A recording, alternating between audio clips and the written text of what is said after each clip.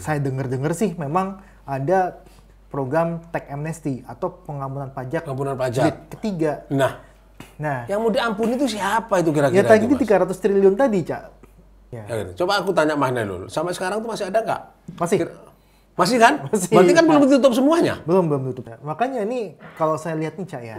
Jadi pemerintah tuh seperti mengampuni yang kaya, memeras yang miskin. Orang bermain judi online tuh gara-gara apa, Cak? Ya gara-gara dia miskin. Gara-gara dia cari tambahan pendapatan. Cari tambahan pendapatan dia kan? Dia miskin, cari tambahan pendapatan. Terus yang paling mudah dilakukan apa sih? Ya itu. Judi online gitu. Sebenarnya kan aliran uang judi online itu kan bisa ditelusuri, Cak. Dari hulu sampai hilirnya. Hilir, bisa kan? Bisa. Oh, luar biasa ini. Itu PPATK tuh bisa gitu. Tapi masalahnya adalah ini ketika hulu sampai hilir ini cuma hitungan jam, Cak.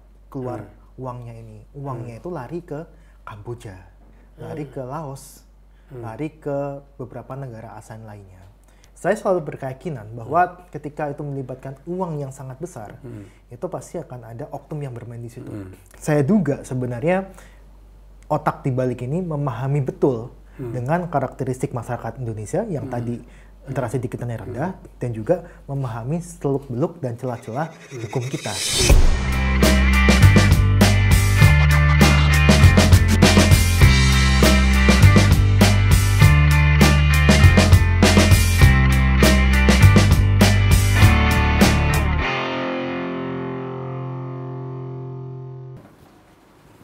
Assalamualaikum. Astagfirullahaladzim, bosku. Waalaikumsalam. Mun bedor ya kere ayo tak salam dijawab. Tak bersihin. Sehat, Cak. Tak bersihin dulu, Cak. Wah. Pindah. Kan baru datang. Soalnya kayaknya ada oleh-oleh. Kok kamu GR? Ya, kalau bukan saya, siapa lagi yang mau diperhatikan sama jenengan, Cak? Oh, iya. Memang GR-mu itu tingkat tinggi ya. Luar biasa. Tapi gimana? Selama saya tinggalkan ini, selama 3 hari saya mudik. Alhamdulillah. Sate gimana sate? Sate lancar, Cak. Oh. Cuma ada insiden kemarin. Oh, kok insiden terus kamu ini? Biasa, Cak. Namanya juga hidup, namanya juga jualan, kan, Cak? Iya. Ada insidennya itu. Bener kata Cak Imam. Kenapa? Hati-hati, jangan sampai ada yang gosong ternyata, Cak. Oh. Soalnya ya ada diskusi kemarin tuh. Kamu diskusi dengan siapa? Bukan saya diskusi, cuma saya dengerin aja, kok menarik juga ya kan? Oh, ada orang makan di sini diskusi sendiri. Betul. Oh, iya. Ya begitu. Luar biasa, berarti warung kita ini sudah terkenal ya sebagai tempat diskusi ya? Terkenal, Cak, kemarin, Cak. Jadi banyak orang cerita, saya dengerin. Menarik juga ini obrolannya kan? Oh gitu. Kamu catat enggak itu? Enggak, Cak. Enggak kamu catat. Lali. Rugi sudah sate gosong. Ini buat saya mah bukan ya, Cak? Bentar dulu, kamu enggak sabar sih. Ini saya bawakan kamu oleh-oleh. Ini di Batik Madura. Ya kan? Batik Madura ini saya belikan untuk kamu khusus. Terima kasih banyak. Nanti kamu jahit. Ya. Terima kasih banyak, Cak. Cuma satu, Cak. Ya kamu minta berapa? Ya barangkali dibeliin HP gitu. HP? Memang HP mau kenapa? Rusak, Cak. Pas dinyalain udah kedip mati. Kayaknya butuh, Cak. Butuh apa itu? Lem biru. Oh, lempar terus beli baru. Maksudmu gitu. Lempar ya, terus beli baru. Ya. Jadi karena naik, semua naik. Gini aja gampang. Kalau kamu mau beli HP, nyicil aja. Beli dulu layarnya.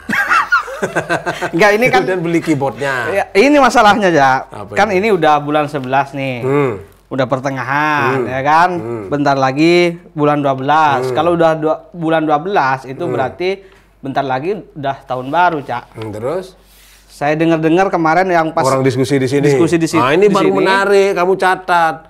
Itu apa? Katanya pajak mau naik 12%, Pak.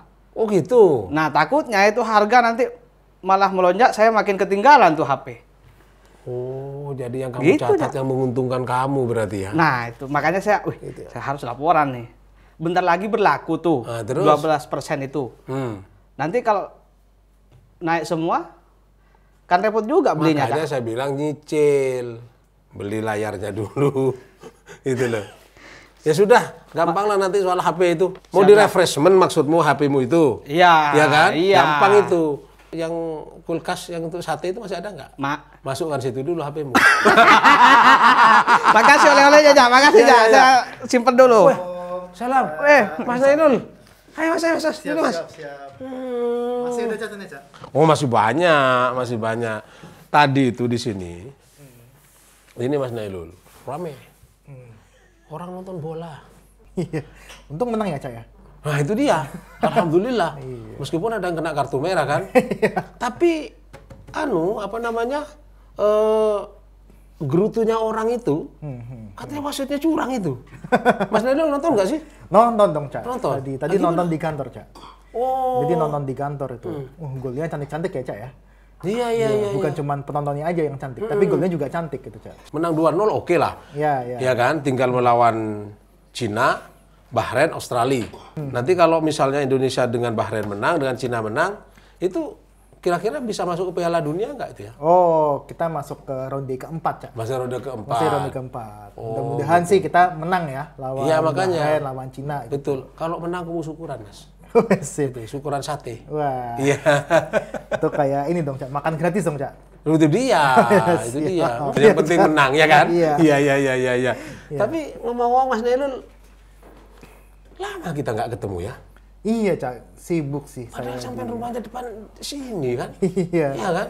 Dekat sini kan rumah sampean kan? Iya. Itu loh. Aku tuh sengaja lama pengen ngobrol dengan Mas Nailul itu. Banyak hal yang ingin saya tanyakan. Mas Nailul kan orang pintar. Waduh. Iya kan? Ini loh. Saya barusan ngobrol sama ditagih sama Rusdi. Katanya dia mau beli HP, mintanya sebelum tahun baru.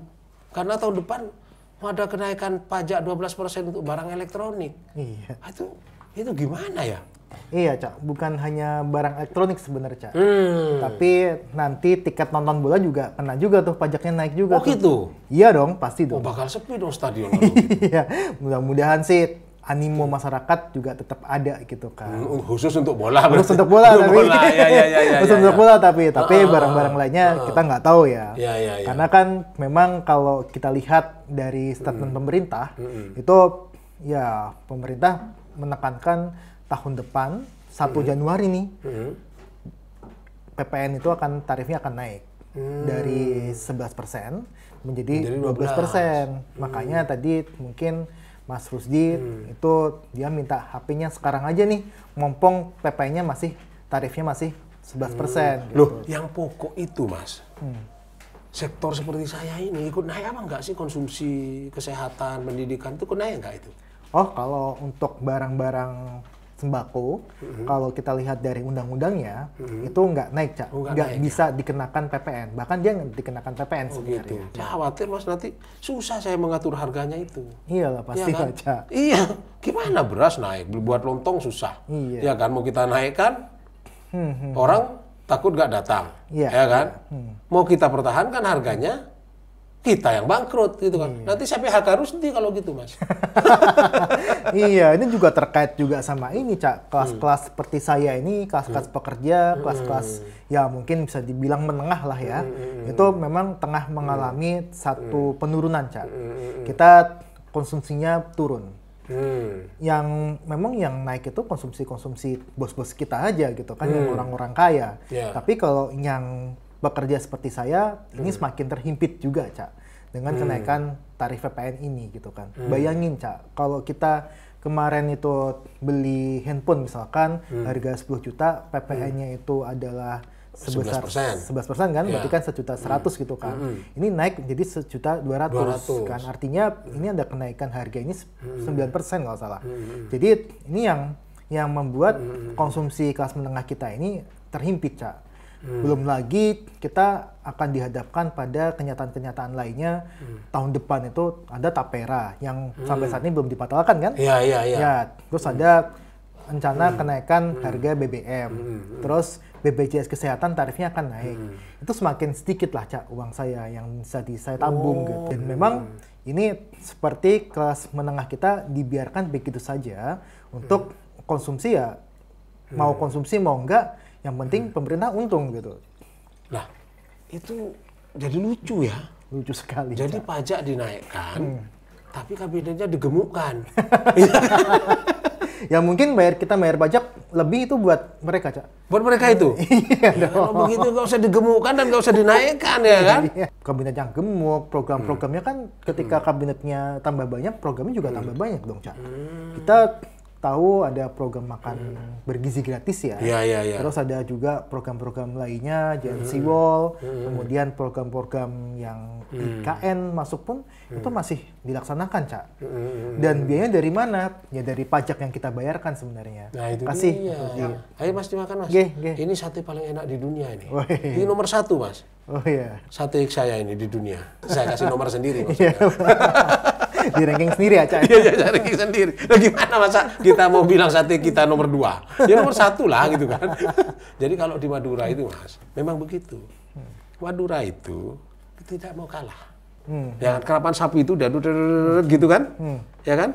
Nanti yang paling menginjak yang duluan menginjak finish dia yang juara kan? Iya. Nah, yang diambil itu kan juara 1 dan juara 2. Ya gitu kan? Nah, tapi yang juara 2 itu nggak mau ngaku kalau dia juara 2. Ya. Yang kamu juara 1 atas, saya juara 1 bawah kan. Jadi juara 1 semua Mas.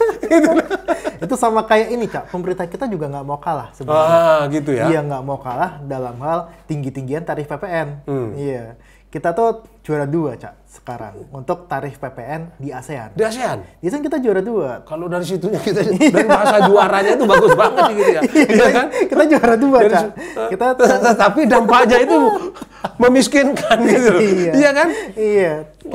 Kita juara 2. Yang paling tinggi itu Filipina. Filipina tuh 12%. Kita nggak mau kalah nih sama Filipina. Kita mau naikin juga dong. Nggak gitu. gini loh. Sejauh yang Mas Nailul tahu lah ya. Iya. Itu kenapa harus menaikkan 12% itu apa sih kira-kira latar belakangnya gitu loh. Kalau untuk katakanlah kecurigaan saya misalnya gitu ya. Itu untuk apa namanya membiayai kabinet yang gemuk mungkin gitu ya. Kenapa sih nggak kalau mau begitu nggak ngejar ini aja yang pengemplang pajak itu? Iya, Cak. Iya kan? Iya. Yang kemarin Pak Hasim Joyo Adikusumo katanya bilang pengemplang pajak sawit 300 triliun. Lah iya kan? Kalau itu bisa dikembalikan ke negara, nggak ada artinya 12% itu kan? Iya kan Mas? Iya. Jadi memang pemerintah ini BU, Cak. Butuh uang. Ya, BU. Kita nyebutnya pemerintah itu lagi BU gitu.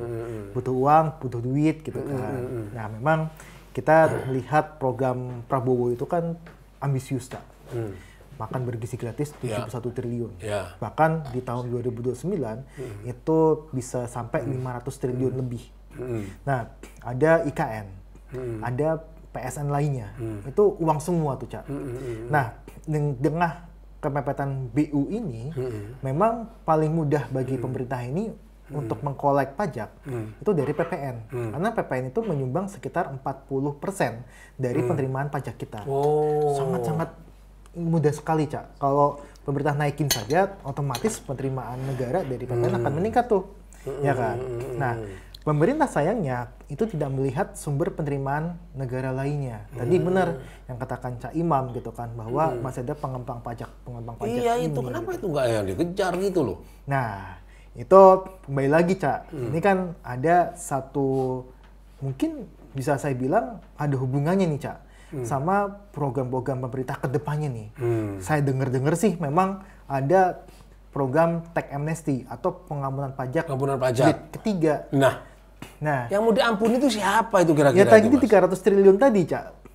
Waduh, kalau begitu kita semakin susah dong. Benar, Cak. Nah, kita juga melihat, Cak. Saya mencatat sebenarnya BPS itu mengumumkan perlambatan konsumsi dari 4,96% menjadi cuma 4,91% di triwulan 3.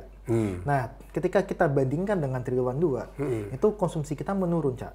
Artinya memang kita tengah dihadapkan pada kesulitan daya beli masyarakat. Kita deflasi 5 bulan berturut-turut, atau deflasi itu semacam berkurangnya permintaan. Jadi permintaan berkurang, konsumsi rumah tangga berkurang, dan kita di ujungnya adalah PHK, Cak. Nah, kita kan justru susah juga kan kalau kita ngikutin pikiran pemerintah. Sekarang aku tanya, Mas Nailul, transportasi ikut naik nggak? Transportasi naik? Kalau transportasi naik, ya otomatis konsumsi naik lah. Pasti. Iya kan? Memang beras sekarang mau digotong jalan kaki. Saya nyuruh Rusdi aja pakai ongkos ojek. Ya kan, terus ini beli kacang sana Rus ke pasar. Ya kan, ongkos ojek. Sudah gitu kembaliannya nggak dikasihkan ke saya. Iya, Kak. Iya. Ya kan jadi kan naik kan. Kacang naik, bawang naik. Ya kan, beras naik. Saya sebagai pedagang sate ini resah juga nih Mas. Nanti gimana? Mau diiris lebih tipis dari ini? Ya kan? Bener, Cak. Emang kalau kita lihat ini kenaikan ini akan menyebabkan inflasi yang cukup tinggi, Cak. Inflasi yang tinggi dalam jangka menengah ini mungkin 2 bulan 3 bulan akan menurunkan konsumsi, Cak. Konsumsi kita pasti akan menurun tuh. Dan kita juga sudah melihat, Cak, sebenarnya beberapa anak muda sudah mulai menjalankan budaya hidup hemat. Hematnya karena dia daya belinya menurun. Nah itu dia. Daya beli menurun dan pendapatan kita itu, Cak, kelas menengah itu hanya naik sekitar 1,5%. 1,5%, 1,5 kan? 1,5%. Pajaknya naik 1%. Kalau kita hitung dari harganya, Cak, naiknya itu 9%, Cak. Harga barang itu akan lebih mahal 9%. Jadi, 9%? 9%. Ush. Bukan naiknya cuma 1%, tapi kita lihat harga barang akan naik 9%. Akan naik 9%. Akan naik 9%. Makanya ini yang saya sampaikan, Cak, di teman-teman, ke beberapa teman kolega saya di pemerintahan, saya sampaikan bahwa ya ini, Cak, ini adalah salah satu kebijakan yang menurut saya itu nggak adil bagi saya, bagi Cak Imam, bagi Mas Rusdi. Iya, jelas nggak adil sama sekali. Iya, Cak. Kalau ke saya itu, karena pasti kena dampaknya loh Mas. Pasti. Iya kan? Nah saya dengar katanya mereka mau boikot. Iya. Mau boikot belanja online, mau boikot belanja elektronik. Tapi boikot kayak gitu kira-kira menurut Mas Nailul berpengaruh nggak sih? Artinya kalau itu besar, gitu ya, masif dalam hitung-hitungannya Mas Nailul, kira-kira itu bisa merubah kebijakan pemerintah untuk membatalkan kenaikan ini apa enggak? Ya, yang pertama untuk mengubah kebijakan pasti bisa, karena kan kita kan kemarin juga sudah berhasil ya, Cak, ya. Dalam tanda kutip itu mendesak di menolak undang-undang pilkada yang memang kemarin dikadang. Ya. Itu kan ada pergerakan masif dari masyarakat. Nah, yang kedua adalah sebenarnya kebijakan untuk menahan konsumsi ini akan berimpact juga kepada pelaku UMKM sebenarnya. Karena apa? Karena gini, Cak, ketika kita menahan konsumsi, tapi memang tujuannya hanya untuk penerimaan negara biar berkurang gitu dan sebagainya. Tapi yang jadi masalah adalah UMKM kita juga kena, Cak. Nah, makanya kita harap sih sebenarnya boikot-boikot seperti ini dilakukan dengan lebih bijak gitu. Mungkin ini Mas, sebelum naik 12% sampai makan aja. Oh iya, siap, Cak. Besok harganya saya naikkan. Siap, Cak. Enak, Cak? Enak ya? Enak nih. Kalau jadi 12% nggak enak, Cak. Ya. Kalau naik nggak enak. Kalau jadi 12%, itu rasanya hambar berarti ya. Ya. Apa kira-kira menurut Mas Nailul? Ini kasih tip lah pemerintah itu, biar tidak main naik-naik sendiri lah.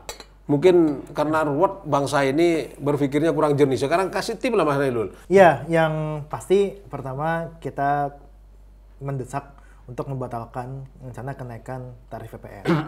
Itu yang pertama. Nah, ketika pemerintah mengatakan dari mana uang tambahannya, masih ada dari pengembang pajak. Tadi 300 T kan? Iya itu. 300 T. Kita jangan sampai kasih dia ampunan. Nah, karena undang-undang tadi tax amnesty pengembang pajak itu udah masuk prolegnas tuh, Cak. Nah, yang kedua adalah kita mungkin akan bisa mengambil banyak itu dari sektor tambang, Cak. Tambang ya? Ya, sektor tambang itu, Cak. Ya. Itu dia ke PDB itu 12%. Tapi ke pajak itu cuma 8-9%. Artinya ini belum sesuai loh penarikan pajaknya. Nah, idealnya berapa menurut Mas Nailul? Idealnya berapa? 12 sama seperti share ke PDB, karena kan PDB itu kan dia tambahan kan, tambahan produksi. Nah, ketika dia produksinya dia tambah dari tahun ke tahun, ya kita tarik pajaknya sesuai dengan itu dong. Nah, masih banyak, Cak, sebenarnya kita ini loss di tambang. Tambang kita tuh banyak yang ilegal. Nah, ketika ilegal dia nggak bayar pajak, ya kan? Iya Mas, ini soal tambang ya. Saya jadi ingat waktu itu ketika Pak Abraham Samad ya kalau nggak salah ketika menjadi ketua KPK itu bilang kalau sektor tambang ini dikelola dengan baik, ya mungkin pajaknya sesuai seperti yang Mas Nailul katakan tadi, katanya kita ini penduduk Indonesia ini Sejahtera. akan mendapatkan 20 juta per bulan atau per apa begitu loh. Ya kan mungkin per bulan gitu. Kalau sektor tambang ini dikelola dengan baik, ya kan. Tetapi nyatanya kan enggak. Fakta yang kita hadapi saat ini kan tetap aja kita ya begini-begini aja kan. Kayak gitu. Sementara tambang itu kan gede sekali. Kayak gitu. Itu kata Abraham Samad dan itu sering sering diomong-omongin disampaikan oleh idola saya Pak Mahfud MD. Oh, di mana-mana boleh cerita. Menurut saya itu kan bagus itu. Tambang batu bara itu, Cak. Itu potensi penerimaan negara dari situ sampai 150 triliun. Kalau dikelola dengan benar. Dikelola dengan benar, pajaknya juga diambil. Setahun ya 150 triliun itu ya. Setahun. Dan itu karena apa, Cak? Karena harga batu bara itu meningkat. Ya kan? Bayangin sekarang orang nomor 1 terkaya di Indonesia itu kan dari tambang batu bara. Batu bara. Iya, batu bara dia. Iya. Makanya saya sampaikan pajak dari sektor pertambangan itu belum optimal, Cak. Itu yang pertama. Makanya kita kalau misalkan diminta pemerintah nih, apa nih Mas Huda sarannya gitu. Ya, you harus kejar dong pengembangan pajak yang tadi 300T. Bahkan itu yang disampaikan Pak Hashim, Pak Mahfud, itu baru 300T loh. Saya rasa lebih banyak lagi. Lebih banyak lagi kan. 300T itu kan berarti berapa tahun kira-kira akumulasinya?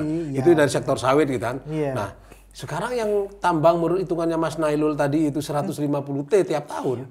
Itu kan, itu kalau misalnya ditarik ke belakang, berapa T pemasukan negara kalau itu dikejar? Iya kan? Nggak perlu 12% begini, kita yang sudah susah ini kok masih dibebani yang berat-berat juga gitu loh. Iya kan? Cak. Makanya ini kalau saya lihat nih, Cak ya.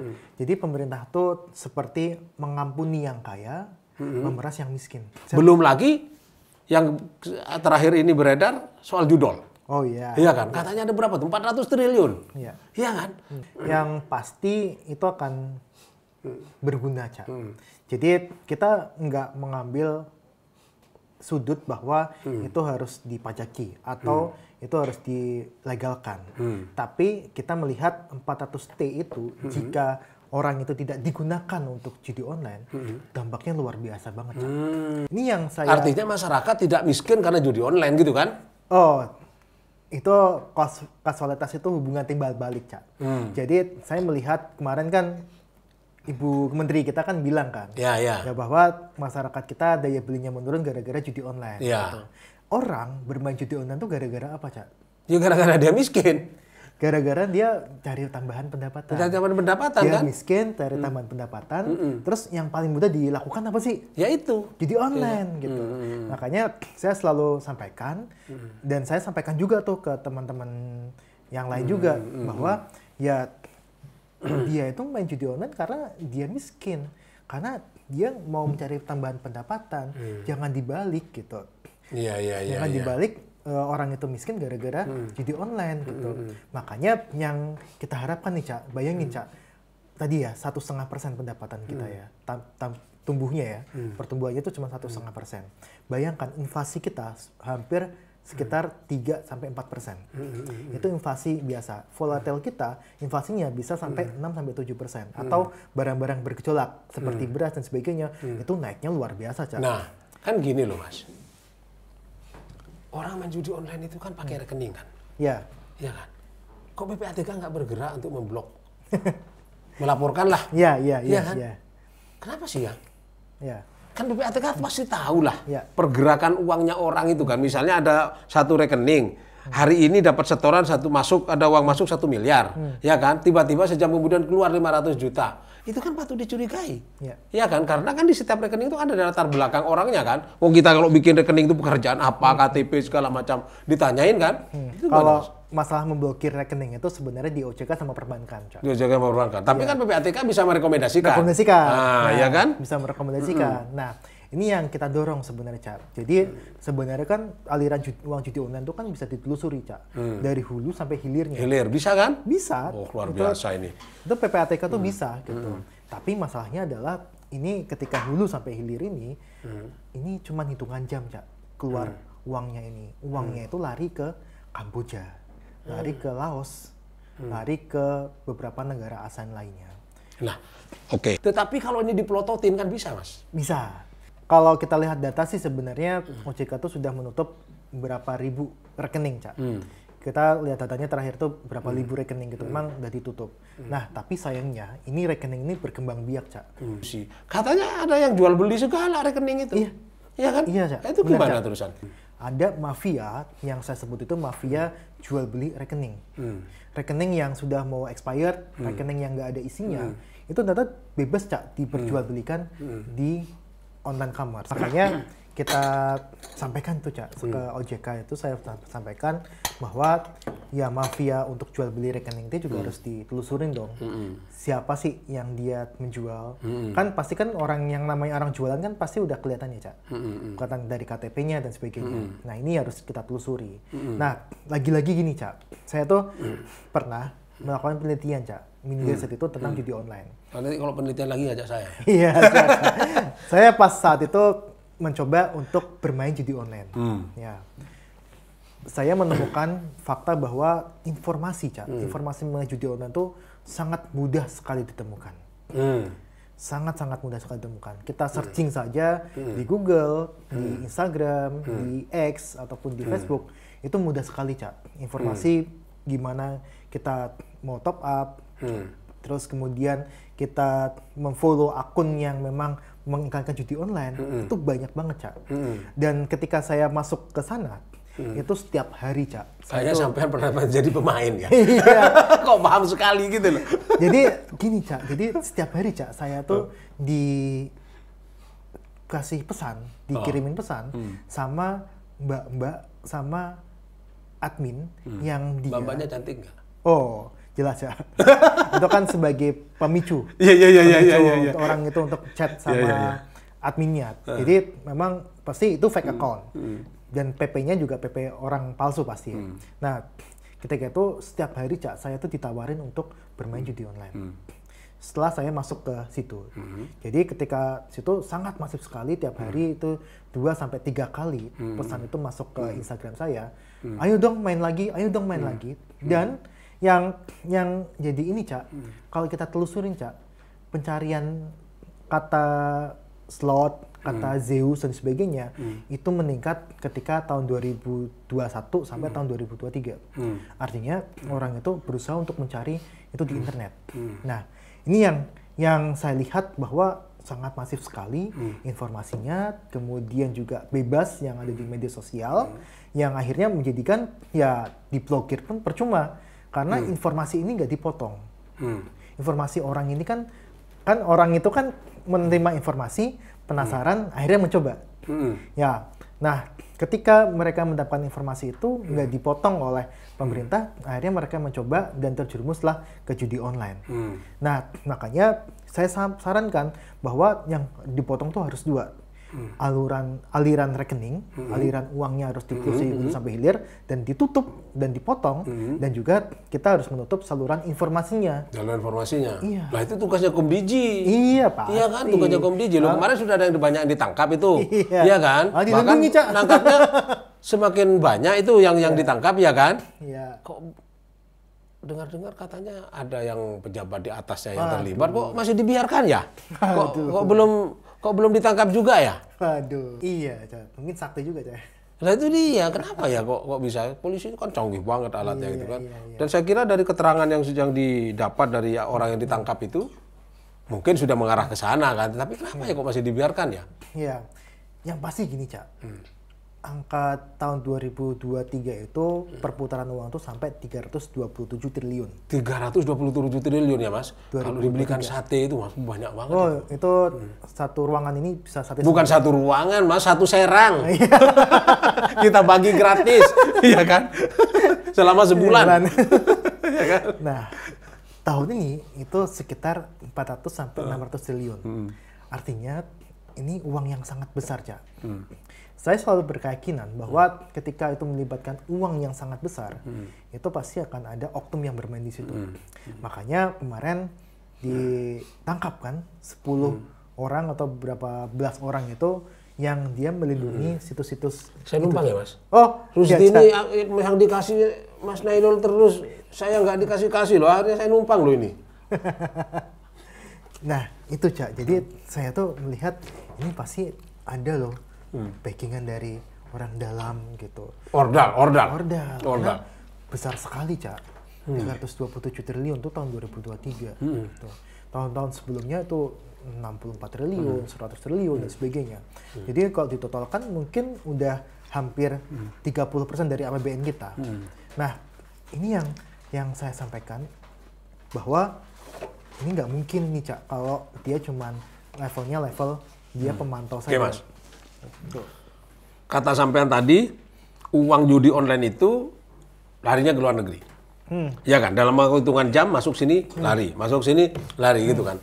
Nah, logika sederhananya berarti kan uang itu tidak ada di sini, tidak dinikmati di sini kan?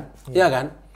Nah, kalau uang tidak dinikmati di sini, kenapa ini nggak ditutup gitu loh? Kok dibiarkan? Kok mencarikan uang untuk orang lain? Atau gimana itu? Kok logika saya tuh nggak masuk akal, bodoh banget gitu loh.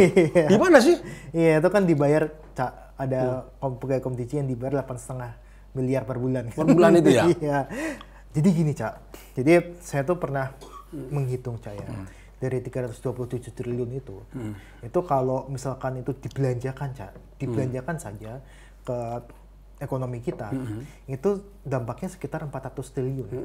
Artinya kita belanja saat ini, saatnya 327 triliun, dampaknya tuh kemana-mana. Untuk tambahan sate ayam kan? Ayamnya juga ikut naik kan? Ya pasti Mas. Sambal ikut naik, lontong ikut naik, dan sebagainya. Itu sampai 400 triliun, Cak. Besar banget, Cak. Nah, memang kita ini terlalu baik hati, Cak. Jadi negara-negara kayak Kamboja dan sebagainya itu menikmati uang-uang kita. Lah itu dia, kok bodoh banget gitu loh. Heran saya itu kok bodoh banget gitu. Apalagi saya dengar katanya menangnya itu ditentukan. Jadi mereka itu judi. Kalau judi offline itu kan, Mas, kita kan spekulasi, ya kan, kadang menang, kadang enggak, gitu kan. Ini katanya kalau yang judi online itu nggak akan pernah menang yang namanya pemain itu, karena kan sudah diatur, ya kan, kayak gitu. Iya, menang sekali, Cak. Menang sekali, setelah itu kalah terus, iya kan. Kalau judi offline itu, misal koprok gitu kan, ya kan, dadu, taruh, ya kan, kita taruh duit di sini, nah, ya kan, kita taruhin angka 3, taruh sini, nah itu kan. Yang keluar 5 udah kalah, yang naruh di 5 yang menang. Kan begitu, itu spekulatif banget gitu loh, ya kan? Katanya kalau judi online enggak. Jadi pemain itu udah jelas ruginya. Iya kan? Karena dia kan tidak bermain dengan orang langsung kan? Bermain dengan sistem. Kayak gitu. Nah itu kok bodoh sekali gitu loh. Yang bodohnya lagi itu kalau uang ini lari ke luar negeri, iya kan? Kok nggak dikejar gitu loh? Kok dibiarkan, Bu? Kalau uangnya lari di sini kan, ya sudahlah misalnya begitu kan, kira-kira begitu bodoh-bodohnya ya. Ini katanya lari ke luar negeri tapi dibiarkan. Berarti ada sesuatu itu. Ya pasti, Cak. Berarti ada sesuatu tuh, Cak. Makanya kita ya bisa dibilang, Cak, sebenarnya kan kemarin kan ada kasus-kasus penangkapan bandar dan sebagainya. Itu sebagian kecil, Cak. Tapi itu di luar itu besar sekali, Cak. Karena nggak mungkin lah itu berapa ribu situs judi online itu dipunyai oleh 1 atau 5 orang itu nggak mungkin, Cak. Pasti itu dia minimal itu ada 100 orang yang dia mempunyai situs judi online. Karena nggak mungkin satu orang tuh miliki 1000. Nah, ini yang saya sampaikan, kejar dan kejar gitu. Dan saya rasa dari 100 orang ini, 100 orang ya, ini ya asumsi saya 100 orang itu dikejar siapa sih yang dia dijadikan backingan. Itu pasti, Cak, kalau uangnya 300 triliun kalau nggak ada backingan itu sudah lewat tuh, Cak. Lah itu dia gitu loh. Itu kok bodoh banget gitu loh. Iya kan, uang dibiarkan lari ke luar negeri gitu. Sudah gitu uangnya rakyat kita sendiri kan itu kan, Mas. Dibiarkan uangnya tidak ditarik orang lain. Kayak gitu kan? Iya kan, kalau itu misalnya uang dimasukkan ke sektor konsumsi, iya kan? Kan jadi pajak juga buat negara, ya kan? Benar. Bermanfaat untuk kita, bermanfaat juga untuk negara. Ini judi online tidak ada manfaatnya untuk kita, tidak ada manfaatnya juga untuk negara. Benar, iya kan? Iya, benar. Masa segitu amat sih negara ini, gitu loh. Maksudnya gitu, gregetan aja gitu loh. Meskipun saya juga tidak bisa jadi kepala negara, Mas. Iya kan? Iya. Cuma saya itu gregetan aja gitu loh. Kalau diributin baru ini tangkepin, tutup. Iya kan? Yang lain dibiarkan. Ya gitu. Coba aku tanya Mas Nailul, sampai sekarang tuh masih ada nggak? Masih kan? Masih. Berarti kan belum ditutup semuanya? Belum tutup semuanya. Iya kan? Karena gini, Cak, karena kalaupun dia ditutup, dia akan tumbuhnya tuh dengan sangat cepat karena dia tadi sistem. Dia bisa dikopas untuk dalamannya. Dalaman itu dalam artian prompt-nya, kode-kodenya yang ada di website itu dia kopas dengan nama yang lain. Itu sangat mudah sekali, Cak. Jadi memang yang tadi saya sampaikan, tutup itu bagus, tapi alangkah lebih bagusnya kita kejar tadi dua, aliran uangnya dan aliran informasinya. Aliran informasinya, ya, itu baru efektif. Baru efektif. Karena informasi itu gini, Cak, informasi yang memang kita sudah kecolongannya terlalu lama. Bahwa ada video-video, ada potongan klip-klip yang dulu sudah bebas gitu kan, dan sekarang masih ada di internet. Dan jangan lupa, Cak, kita ini juga bisa kita bilang judul-judul ini dia larinya ke live streaming sekarang.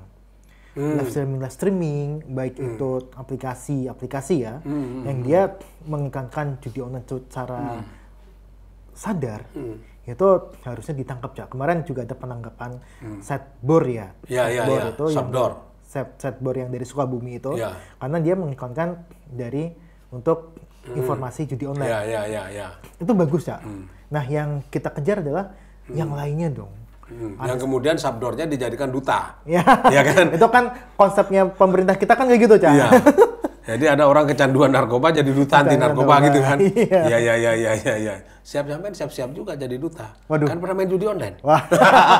Itu dalam rangka penelitian, Cak. Penelitian. Oh iya, cari.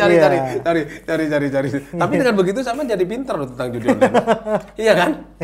Kita pahami lah, Cak. Pahami bagaimana sih alurnya, bagaimana cara pemasarannya, bagaimana cara sistem bekerja. Jadi harus masuk gitu ya. Harus masuk ke situ. Dan itu sangat-sangat mudah kita temui di grup-grup instant messenger. Gini loh, Mas. Telegram, Cak. Pak Prabowo ini kan serius banget. Kayaknya nih, saya lihat sementara ini Pak Prabowo ini, Pak Prabowo. Kalau orang Madura susah bilang Prabowo. Praroro katanya. Pak Prabowo ini kan kayaknya serius sekali nih. Iya kan? Dari kasus Rona Tanur, ya kan? Lalu penangkapan pejabat Komdiji, ya kan? Tentang judi online, ya kan?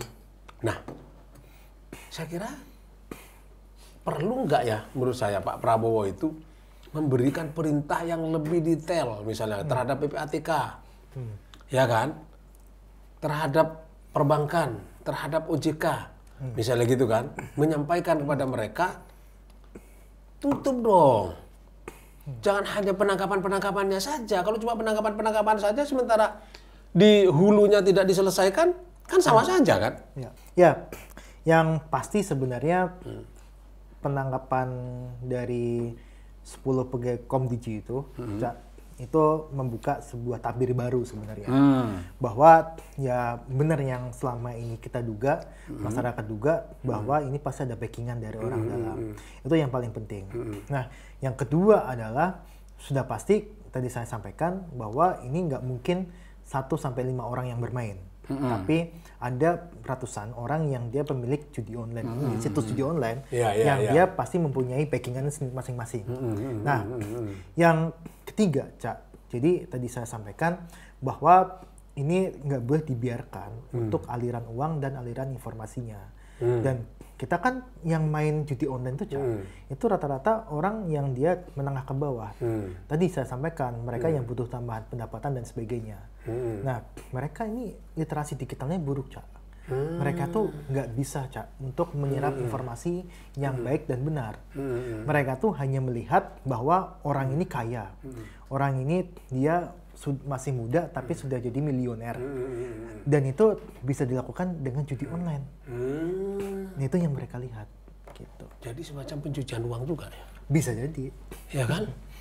Semacam pencucian uang.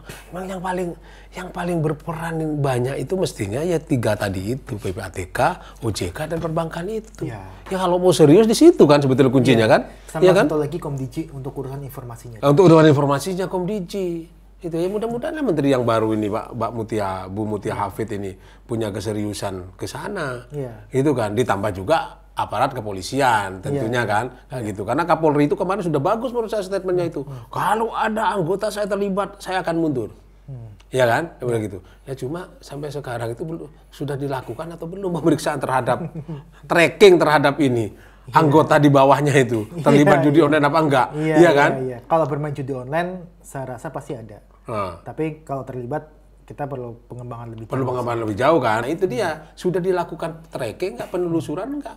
Misalnya gitu, Polri kan canggih kan? Iya, yang penting juga ini, Cak, untuk menteri yang kemarin terlibat di Kominfo sebelum jadi Komdigi, itu juga sebenarnya harus bertanggung jawab juga, karena kan lah itu kenapa kok nggak dipanggil orang itu ya? Oh iya, gitu mungkin mereka mau dipanggil sama kepolisian nggak nengok, Cak. Oh nggak nengok, karena dia bukan namanya polisi gitu, nengok aja karena dia namanya yang lain gitu ya. Iya, kayak orang Madura juga itu. Mat, diam aja dia. Nama saya bukan Ahmad, siapa? Muhammad. Iya.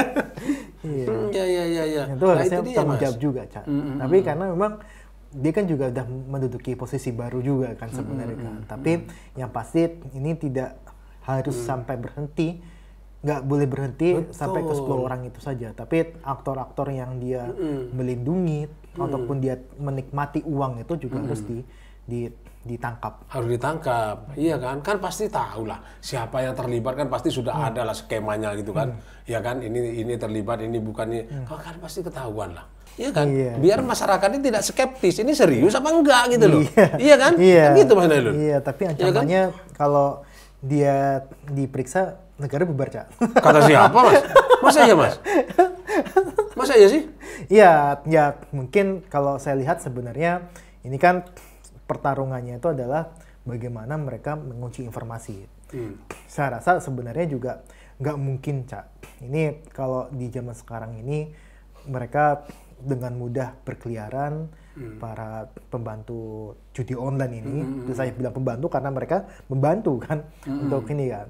Nah, tapi yang terlibat hanya anak buah gitu. Padahal status yang paling tinggi adalah status di menterinya. Di menterinya. Gitu. Nah, ini yang saya duga ini belum sampai ke sana saja. Nah, mudah-mudahan sebenarnya ini Pak Prabowo ya dengan Bu Mutia itu memberikan kewenangan bagi APH untuk menyelidiki hingga ke level yang tertingginya. Gitu. Itu dia, itu saya sangat berharap itu, Mas. Jadi gini loh, Pak Prabowo itu tidak hanya memerintahkan secara umum. Ya kan, tetapi harus ada perintah lanjutan. Ya kan, semuanya terlibat, ambil. Kan pasti beliau sudah tahu lah siapa saja yang terlibat. Namanya juga presiden, intelijennya banyak. Iya kan? Sikat. Seperti itu kan misalnya ya kan. PPATK, ayo kalau blokir. Misalnya gitu-gitu kan. OJK, rekening, seperti itu kan. Nah, kita itu kan menunggu itu sebetulnya dari Pak Prabowo itu kan. Menunggu ya perintah lanjutannya itu, tidak hanya sekedar nangkap setelah itu nggak ada orang peduli lagi kan, nggak ada orang bicara lagi, terus hilang dengan sendirinya sebagaimana biasa, nguap. Saya juga ada info, Cak. Jadi memang di kasus di online ini, kalau kita lihat, Cak, itu memang sistematis, Cak. Sistematis itu dalam hal apa? Dalam hal tadi, untuk bagaimana dia membeli rekening, satu. Terus kemudian bagaimana mereka dilindungi oleh pegawai Komdigi, terus kemudian bagaimana aliran ini bisa lenggang dengan mudah gitu. Jadi saya duga sebenarnya otak di balik ini memahami betul dengan karakteristik masyarakat Indonesia yang tadi interaksi digitalnya rendah dan juga memahami seluk-beluk dan celah-celah hukum kita. Makanya ini bisa kita telusuri, oh ini kenapa mereka dengan mudahnya lolos seperti itu. Yang mereka tahu nih celah-celah hukumnya, mereka tahu karakteristik orang Indonesia yang dimana dimanfaatkan gitu. Jadi, Cak, mereka tuh orang pintar yang bermain di belakang judi online. Mereka nggak mungkin orang yang dia bisa-bisa saja, terus mereka jadi otaknya, itu nggak mungkin. Tapi mereka adalah orang-orang pintar, orang-orang yang dia memahami, orang-orang yang dia meneliti karakteristik, meneliti celah hukum, yang akhirnya mereka beroperasi di Indonesia dengan bebas. Nah, Mas, sekarang gimana sih biar masyarakat kita itu tidak main lagi judi online? Kan tidak cukup hanya dengan menyadarkan seperti Ustadz ceramah di ini kan? Iya kan? Kan begitu. Kalau itu semua orang sudah tahu saya kira kan, cuma melanggar itu biasa. Kan seperti itu kan. Nah sekarang kira-kira untuk memutus atau menyadarkan orang supaya tidak ini tuh gimana? Kan mesti Kalau hanya diceramain, dikasih mau itu hasanah atau tausiah begitu itu kan, itu kan ya masuk telinga kanan keluar telinga kiri kan begitu kan. Tetapi ada nggak langkah yang lebih jitu membangun kesadaran mereka itu, ya kan? Karena kan katanya sekarang itu orang judi online itu nggak perlu punya duit banyak-banyak, 10.000 udah bisa top up. 10.000 itu kan sanggupnya anak sekolah kan, Mas? Iya kan? Banyak anak sih yang ikut main judi online. Lah itu dia. Ini gimana cara membangun kesadarannya itu menurut Mas Nailul gitu? Iya, yang pertama tentu memutus arus informasinya, Cak. Jadi arus informasi ini harus diputus. Ada anggota DPR yang dulu pernah mengiklankan game online, yang itu adalah judi online, itu juga harus dipanggil. Yang kedua adalah bersih-bersih untuk video-videonya, Cak. Jadi video di YouTube, di Instagram dan sebagainya itu harus bersih dari informasi judi online. Termasuk juga untuk aplikasi-aplikasi yang sifatnya adalah live streaming. Itu juga harus diperiksa. Nah, yang kedua adalah membangun kesadaran dan keterampilan digital. Jadi digital ini kan masyarakat tuh nih, Cak. Jadi ketika COVID itu demam teknologi. Artinya adalah semua kegiatan itu dilakukan dengan gadget, ya kan, termasuk jual beli online, termasuk juga judi online gitu. Nah, itu dibekali sejak SD dan sebagainya tentang bahayanya tadi judi online, banyak investasi ilegal dan sebagainya. Ya, yang ketiga yang terpenting, Cak, kita harus bisa melihat akar masalahnya apa. Akar masalah di judi online itu kan tadi saya sampaikan adalah kurangnya pendapatan. Pendapatan kita kurang, harga-harga melambung, apalagi PPN kita besok kalau saya punya usulan begini, Mas, nggak tahu nih. Saya kan orang bawah lah ya, orang kecil kan. Punya usulan begini, Mas. Gimana kalau misalnya memberantas judi online itu oleh pemerintah dijadikan semacam mainstreaming, arus utama. Jadi semua kementerian bicara bahaya judi online ini. Jadi tidak hanya Komdiji misalnya gitu ya, tidak hanya polisi, ya kan, tidak hanya instansi-instansi yang terlibat atau terkait secara langsung, agar ini kelihatan serius lah masyarakat melihat bahwa judi online itu harus diselesaikan, dihabiskan seperti itu. Di samping tadi saran-saran yang dari Mas Nailul tadi, putus informasinya, blokir rekeningnya, misalnya begitu gimana, Mas, menurut sampean? Ya, tentu itu satu usulan yang menurut saya juga efektif ya, Cak ya. Jadi memang kalau kita lihat pengaruh tumaan itu juga jadi agenda juga bagi pemerintah gitu untuk bisa memberantas judi online hingga sampai akarnya. Nah, tapi masalahnya adalah kita banyak gak sih ASN yang bermain judi online? Itu kan juga banyak juga masalahnya, Cak. Sekjen dari DPR pun kalau datanya PPATK ya, itu sebutkan mereka juga bermain judi online gitu. Nah, makanya saya lebih tertarik bahwa kita di akar masalahnya itu apa? Akar masalahnya itu adalah di pendapatan yang kurang, Cak. Pendapatan yang kurang, terus kemudian masyarakat cari pendapatan yang lain dari judi online gitu. Jadi bayangin, Cak, upah minimum ya, upah minimum Indonesia itu hanya meningkat rata-rata itu sekitar 1,5% sampai 1,8%. Jadi perlu dinaikkan UMR. UMR naik. Dinaikkan, ya kan? Karena apa? Karena kalau UMR naik dan naiknya layak, itu masyarakat nggak perlu lagi untuk memikirkan, oh saya perlu nih untuk tambahan pendapatan dan sebagainya. Kan sekarang kan masalahnya adalah ojek online dan pedagang-pedagang itu kan dia cari pendapatan tambahannya dari judi online, Cak. Mereka tuh bisa jadi nih, Cak, lagi bakar sate, lagi apa gitu, mereka juga main slot, cring gitu kan. Itu bisa jadi sebenarnya. Makanya kita mulai dari yang terbawah dulu, kita harus menaikkan upah minimum. Kesejahteraannya dinaikkan dulu lah masyarakat gitu ya. Nah, baru kita ngomongin yang lainnya. Kalau perut udah terisi, otak pun juga bisa cemerlang. Bisa cemerlang. Makanya sering-sering datang ke sini, Mas Neno. Iya, siap. Ini sangat mencerahkan sampai malam ini. Ya kan? Sering-sering datang ke sini. Nanti saya undang lagi ke sini ya. Iya, Mator sekalangkong. Nah, sampean jawab debade. Debade. Itu sampean sudah 5% jadi orang Madura. Terima kasih. Bukan teh sate ya, Cak? Bukan teh sate. Oh, kalau teh sate itu kan bahasa pengulangan. Oh iya. Iya kan? Teh sate itu kan orang jualan teh sate. Ah, gitu kan. Karena orang Madura tuh yang praktis-praktis saja. Sate susah. Teh sate. Ah, gitu aja. Susah. Gitu kan.